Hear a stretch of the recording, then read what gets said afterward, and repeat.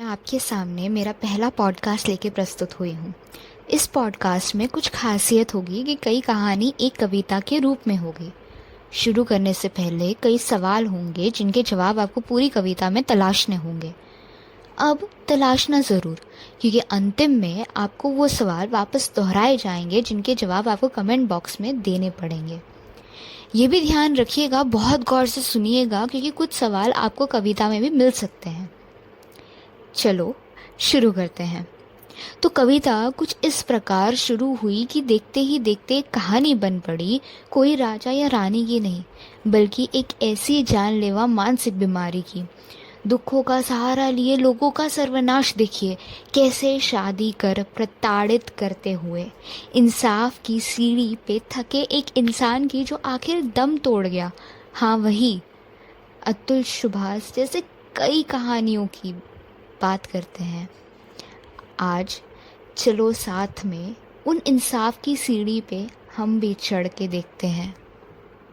जैसे कि मैंने कहा कि कविता के पहले कुछ सवाल होंगे, तो मेरा पहला सवाल ये है कि शादी जैसे पवित्र बंधन में जब हम साथ वचन ले उनको निभाने के वादे करते हैं, जीने मरने की और एक दूसरे के साथ हमेशा सुख दुख के साथी बने रहने की कसम खाते हैं, तो शादी के बाद हम वो वचन भूल क्यों जाते हैं।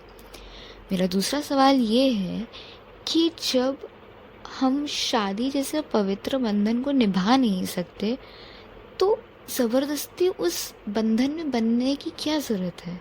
चलो अगर माँ बाप ने कह भी दिया तो उस समय थोड़ा सा समय ले लो और शांति से बातचीत कर लो। अगर कोई और है तुम्हारे जीवन में तो वो भी अगर बातचीत से सुलझ सकता है तो ठीक है, बट चीज़ों का समाधान हो सकता है। ज़रूरी तो नहीं है कि इतनी सारी जिंदगियां बर्बाद कर दो। ये अधिकार तुम्हें किसने दिया है। यही प्रसंग के संग कुछ लिखा है मैंने, जिसका शीर्षक है क्या भूल गए हम इंसाफ की सीढ़ी। गए हैं हम उन तरसती आँखों को, उन इंसाफ की चीखों को, उस शांति भरी निगाहों को जो चुप्पी से भी सब बयां कर रही है, और हम उन्हें देख के भी अनदेखा कर रहे हैं। क्यों हम गलत के सारथी बन रहे हैं? क्यों हम गलत देख उसे सही करने की बजाय उसका साथ दे रहे हैं? देखो तो ज़रा उस न्याय मांगती बाहों को, उस पुकार को, देखो उस अन्याय देते न्याय के देवता को, देखो उन निगाहों को, उस फांसी के फंदे को, उस मारते हाथों और लातों को। कैसे रोता देख पाते हैं हम उन सब पिटते मर्दों को, बिना कुछ किए भी झेले हैं जो असहनीय दर्द को, उस अंदर के अशांति को, बाहर उठते जीवन के तूफानों को। गौर फरमाओ वो सिसकियों पे, उन जी मचलती लाशों पे, उन हंसी मजाक के फरमानों पे, उस नाइंसाफ़ी की आवाज़ों पे।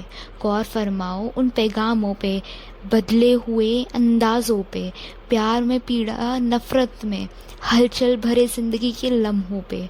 फरमाओ गौर उस लिखे खत पे, प्यार करने वाले ज़बान पे, खूनी हाथों पे, वो खुद के प्रेमी को मार बैठे शिकस्त खा के प्यार में, जेल में चक्की पीसते लम्हों में, डाउरी और एलुमनी के नाम पे ठगते हुए, बिना शर्मिंदा हुए छाती फैला के खड़े हुए। लव जिहाद तो कम हुआ है, हम तो एक दूसरे के खुद दुश्मन बन बैठे हैं। कब किसका दिमाग घूमे पता नहीं, हम तो हर चीज़ का अस्तित्व खो बैठे हैं, खो दिया है खुद को। हर दूसरा अपनों के खून का प्यासा है, कोई अपना फांसी को चूम टंग जाता है तो कोई ड्रम में पाया जाता है। कब होगा इंसाफ, और क्या कोई कर पाएगा ऐसे लोगों को माफ़? डरा हुआ है समाज, खौफ का है तांडव और विश्वासघात, यही है हमारा आज का समाज। मैं फिर पूछती हूँ, क्या हम भूल गए हैं इंसाफ की सीढ़ी? क्या होगा कभी कोई इंसाफ? क्या हम कर पाएंगे ऐसे लोगों को माफ़? ज़रूर बताइएगा मुझे इस कमेंट बॉक्स में। अगर आपको ये पॉडकास्ट पसंद आए तो लाइक, शेयर और कमेंट ज़रूर करिएगा। और हाँ, मेरे चैनल को सब्सक्राइब करना ना भूलें। धन्यवाद।